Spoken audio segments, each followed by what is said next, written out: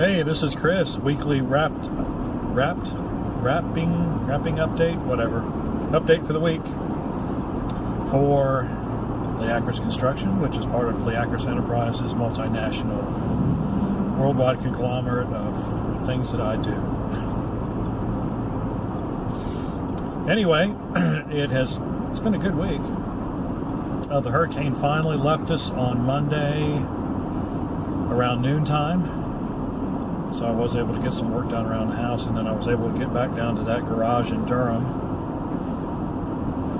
If you recall, I had gotten some of the brick wall down the week before, because as soon as we found out the hurricane was on track, I stopped work because I couldn't get to a good stopping place. You can go back and review those videos if you'd like. If not, I won't be offended. And so basically, I worked down there for 3 or 4 days and then stopped for a whole week, and then went back on this past Tuesday.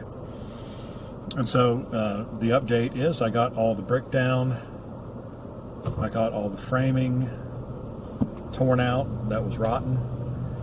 And it was, this building has, two main issues. One is, as you know, the northeast corner foundation failed, and so the whole east foundation is pushed out a couple of inches. And the other one is that there were two means of ingress from rain, basically, to get into the wall structure. One was a leak in the roof in the corner, which still has not been addressed, but I'm going to address that by the time I get finished. And then there was another issue where someone ran electrical service from the nearby house to the garage and just took out a brick and put the conduit through the wall and just kind of left it that way. And no wonder the whole wall right there is rotten from right behind the electrical panel too. Really, the things people do. But I suspect that previously there must have been some kind of roof leak because the top plate of the wall, much of it was rotted. The wall was just in bad. I can't even believe it takes a long time for a building to fall down, especially if it's got a brick veneer on it, because the brick starts to do what it's not supposed to do. Brick veneer is there for looks. It's not there for anything else. It's not there to support the structure. It's there to look good. The wood framing is what carries the load, of the roof and everything. And so, but as time goes by on these old buildings, as the wood gets rotten, then the brick gets the load transferred to it. And of course it stays because it's brick, and it's pretty good, but that's just not the way, things ought to be done. But anyway, or ought to end up, excuse me. So anyway, got everything demolished, and it's one of those things where if I tore out everything that needed to be torn out and replaced it, I would be there for we would just tear down the building and start over. And so at some point you have to make a judgment call on what's not acceptable and what is not great, but it will work. And that's what I ran into on the northeast corner framing, because clearly the back wall is in fairly good condition except for the very corner, and so I elected to leave one rotten post and a few pieces. They didn't use sheathing back then. They used one-bys run on a diagonal for sheathing, and so some of the ends of those were rotten. But it's like in order to tear that out, I'd have to tear out half the back wall, and so structurally speaking, it's not a big deal because that framing is not carrying any load, and I can do other things to reinforce it, which I already have for the wall. And so I elected to stop right there, and so tearing out stuff.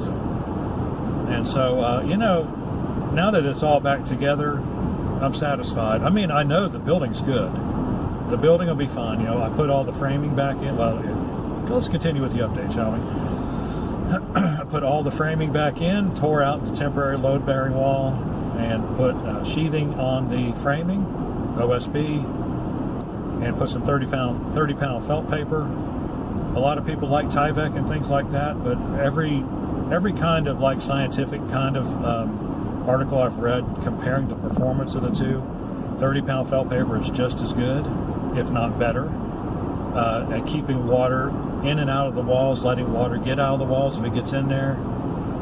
And so 30-pound felt is my go-to, and it's easy to work with, and it's substantial. I like substantial stuff that doesn't tear easily. And it's been around it's proven, it's time tested. So anyway, I've got basically everything done except for the hole in the roof and the brick, which is going to be fun because that foundation is still not right. I mean, I put it back, and I used a ton of mortar in there, and I also built a new concrete curb to carry about a third of the wall to make sure that corner's not ever going anywhere again. There could be a bomb blast, and that corner will still be there. I went into commercial construction overdrive on that one. Oh yeah, concrete. And if that doesn't work, you add more concrete. And then if that doesn't work, you add more concrete until you're satisfied that there's enough concrete in there to hold it. Mass. Load-bearing materials, yes. Okay, but anyway, so that's where we are. Heading out to Scotland on Tuesday. That'll be fun. So I wanted to leave the building in good shape. I wanted to leave it to where I knew everything would be fine. Stride in, secure. That's what's important, right? And, we'll get back. We're going to get back next Monday, and I think probably I'm just going to take Tuesday and just, I'm sure my internal clock will be all screwed up. I'm sure of that. And we're not getting back into like 3 o'clock on Monday anyway, so just take Tuesday off, take a day of relaxation, and get back at it. And then, I'll shoot a little video of the building when I get back and show it to you. And then I'm going to get started on that brick. It's going to be interesting. The only thing I know for sure is it's going to look a heck of a lot better than it did when I started tearing stuff down. Other than that, aesthetically it might not be perfect. But the average person probably wouldn't be able to pick up on most of the stuff. Really. They wouldn't care. Alrighty. Well, I've rambled on long enough. Have any questions or comments? Leave them in the section below. Like and subscribe. We appreciate it when you do. See you when we get back.